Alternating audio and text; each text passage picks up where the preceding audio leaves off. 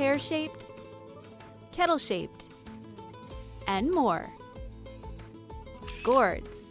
You can find them in a variety of colors, textures, and sizes, but they're not just for eating.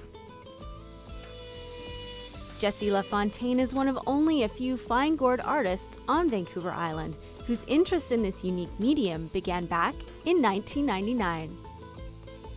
A gourd is a very organic material. Mother Nature does all the hard work. I just merely paint and carve them.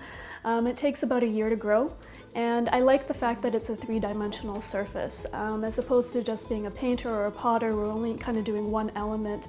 There's a lot of different steps into working with a gourd, and I think that's why I keep getting drawn to that medium. But working with these hard-shelled gourds isn't exactly easy. It's a three-dimensional surface. It's a lot different than trying to work on a flat surface. You gotta work with the curves. Some gourds have a very small top. You gotta work with that and try and get it symmetrical on either side. So it's a lot of fiddling around until you can get the design you want.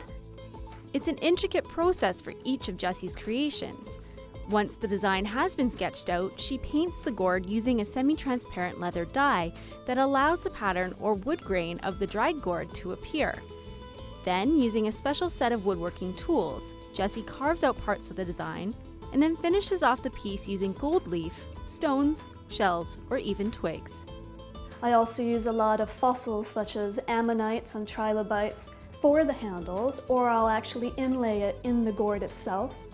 A lot of stuff is found, like I said, which I think kind of keeps with the organic theme that I'm trying to get across here on the island. Jessie's inspiration comes from living on Vancouver Island, but she also experiments with other cultural designs and themes. Each gourd has its own thing that it's trying to get out and get across, but of course it's all my own thought and inspiration process as well.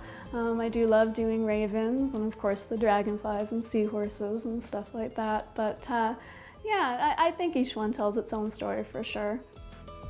In Nanaimo, I'm Jocelyn Matwee.